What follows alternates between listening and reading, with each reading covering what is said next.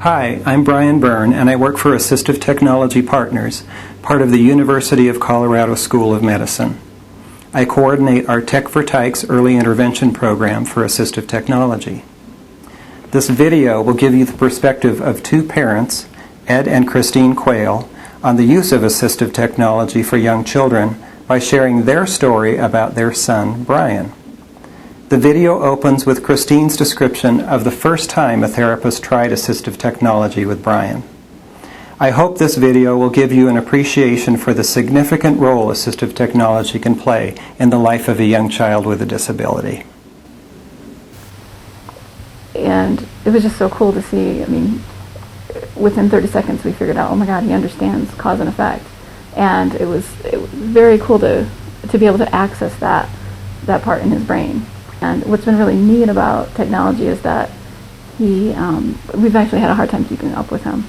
That we're always trying to find something new to keep him interested. And he has a hard time accessing a lot of toys that regular kids access, but with technology we can, he can do things with technology that he can't do in his regular life. So this is Brian. He's a very happy 3-year-old who's got some physical challenges, including spastic quadriplegic cerebral palsy. He has bilaterally displaced hips, club feet, cortical visual impairment. He has hydrocephalus with a shunt, and he's delayed, though we're not exactly sure how much, because we're still trying to assess that. He's smart, he's charismatic, he's just a happy guy. And Brian also has a communication device, which he's just now starting to use. He got it about, 2 months ago, and that has really opened up a lot of doors for him. He's capable of telling us now what he wants. He's getting accurate with the switches, good scans. He has a variety of different switches that he can use to access that device, and it's great to be able to hear Brian express what he wants, what his wishes are, and to see what activity he wants to do, where he wants to go. That's been a huge improvement for us, and it really has increased his quality of life. It has been really amazing, and from that first day when Julie brought the switches over to now, it's incredible to see. The changes. Between one switch that was vibrating to now him. He's accessing so many different screens on his Dynavox. It's incredible. It's absolutely incredible. And his vocabulary is growing, and I can't keep up with him on programming it. It's pretty cool. Very cool. Without technology, Brian wouldn't be able to do many things. Feeding him we couldn't feed him.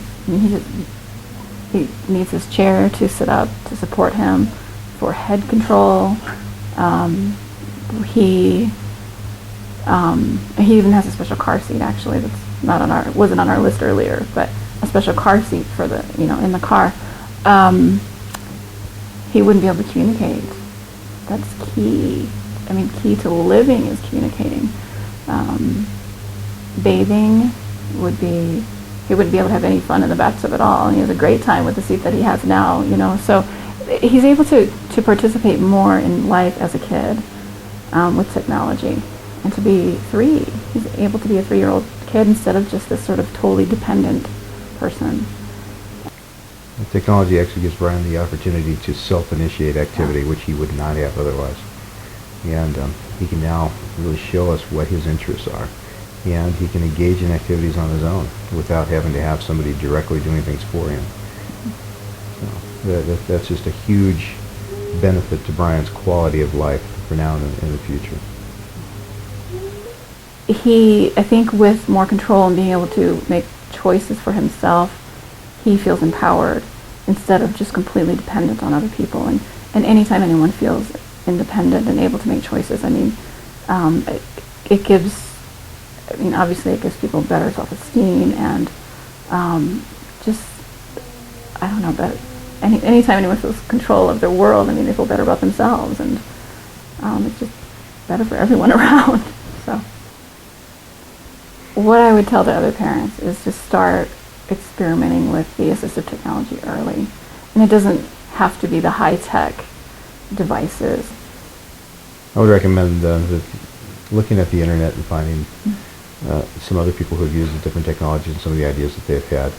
We've learned how to adapt some toys, for instance, to be accessed by switches, and we're able to come up with ways that Brian could play with other kids as a result, because his use of the toys would draw in other children and give him that interaction that he needs with other kids. Yeah.